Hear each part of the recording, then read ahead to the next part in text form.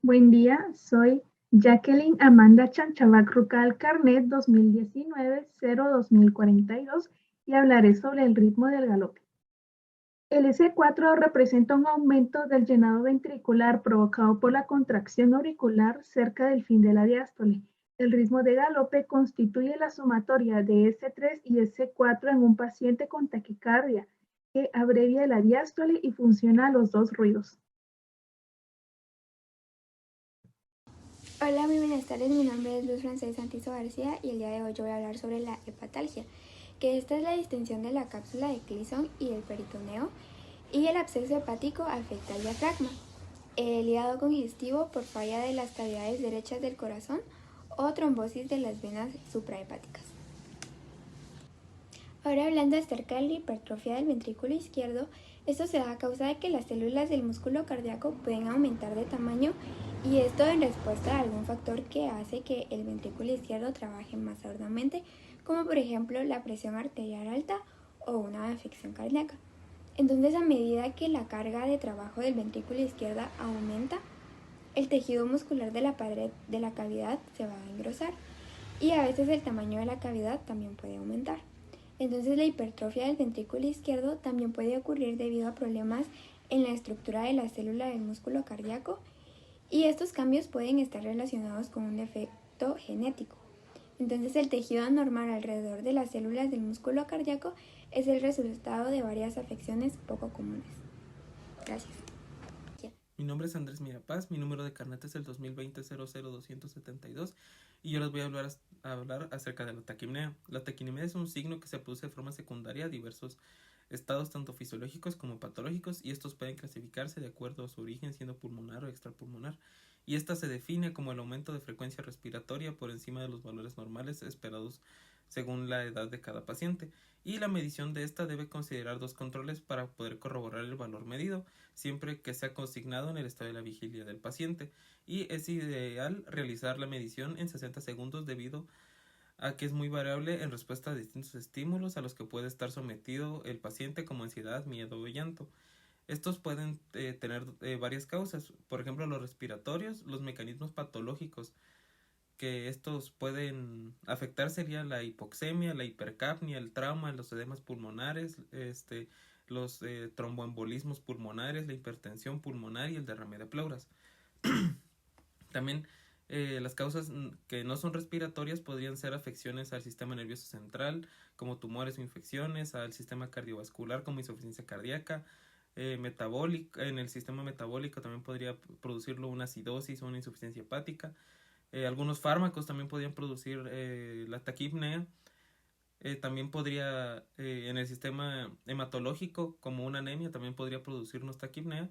Y en los psicológicos o psicógenos, podría producirla un síndrome de hiperventilación. Muchas gracias. Hola, buen día. Mi nombre es Edwin Wilfredo Morales Pereira, carnet 2021-07981. Y en este día yo les explicaré la fracción de eyección. Primero que nada, tenemos que entender que la fracción de eyección mide cómo funciona el corazón.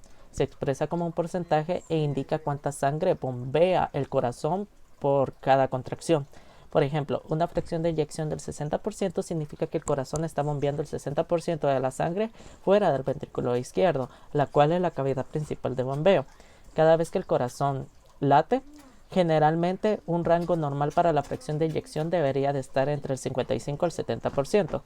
La fracción de eyección bala es cuando la fracción de eyección cae por debajo del 55%, lo cual significa que el corazón no está funcionando tan bien como debería.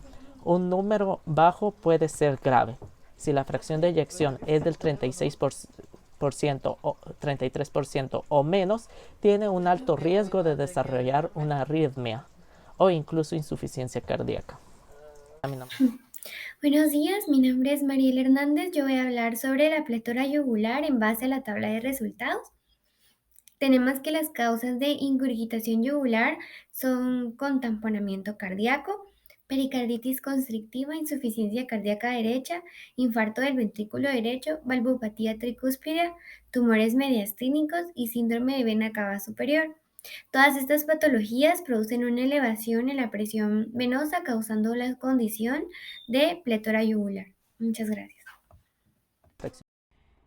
Mi nombre es Mariela Alejandra, soy Ramírez, mi carnet es 2020-00257 y yo voy a hablar sobre los extractores subcrepitales. Los extractores subcrepitales son los ruidos más húmedos que van a resultar del flujo de la corriente de aire a través de los bronquios, ocupados por las secreciones no muy densas. Según que estos ruidos se generan por secreción acumulada en los bronquios finos, medianos o gruesos, y se les describe como extractores subcrepitantes de fina, mediana o gran burbuja. Tenemos el caso de la tos, que este es un mecanismo que tiene nuestro organismo y que sirve para poder eliminar los agentes extraños que se encuentran dentro de nuestro cuerpo. Entonces la tos va a servir para despejar las vías respiratorias. La tos a veces puede ser involuntaria y a veces voluntaria, y la tos a veces puede ir acompañada de flemas, de sangre y también incluso vómitos.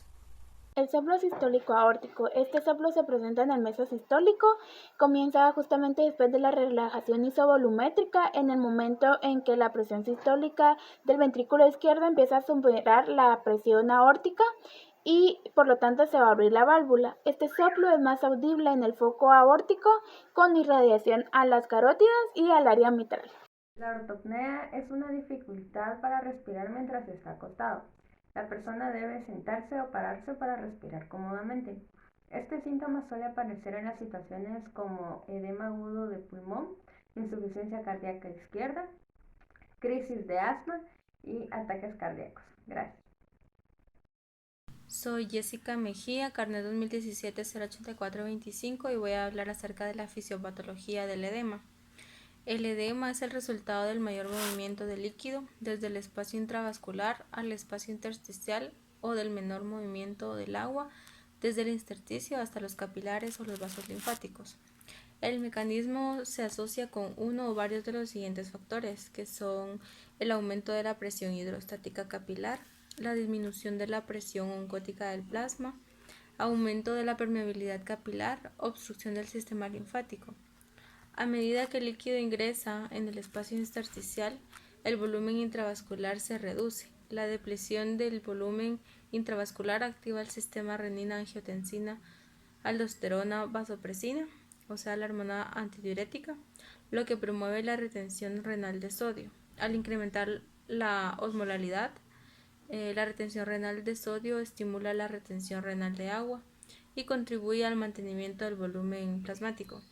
El incremento de la retención renal de sodio también puede constituir una causa primaria sobre la carga hídrica, por ende se vuelve un edema.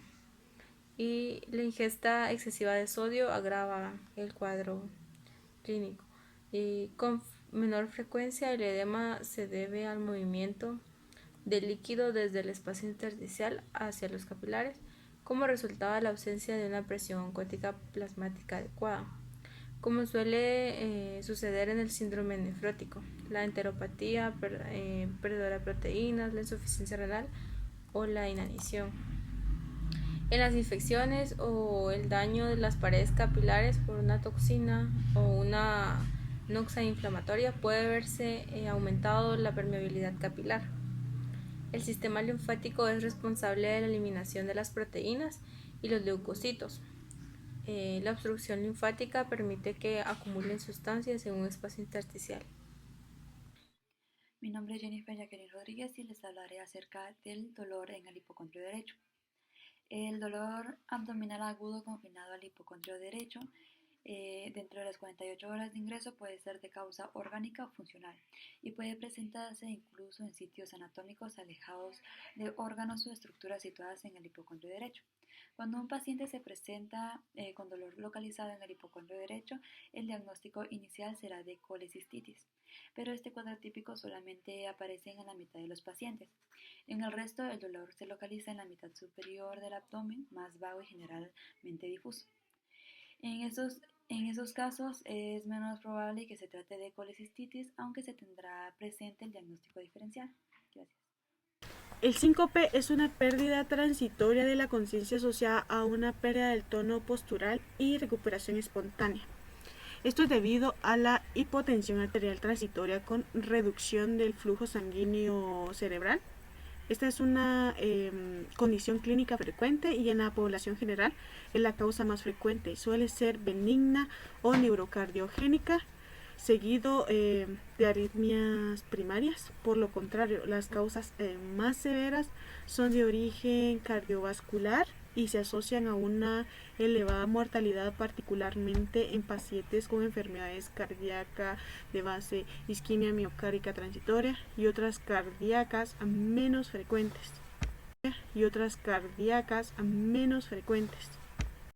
2. Buenas, mi nombre es Carlos Saúl y voy a explicar el porqué de la taquicardia en la paciente. La paciente presenta una frecuencia cardíaca de 128 latidos por minuto cuando lo normal está entre 60 a 100. Esto puede deberse a que la paciente presenta una estenosis mitral aórtica. Esto se define como una reducción en el diámetro de la válvula mitral. Esto provoca la dificultad del paso de sangre del ventrículo izquierdo hacia la arteria aórtica. Esto trae como consecuencia una resistencia al vaciado auricular y genera una diferencia entre la presión diastólica entre el aurículo y ventrículo izquierdo y una mayor presión en la aurícula izquierda.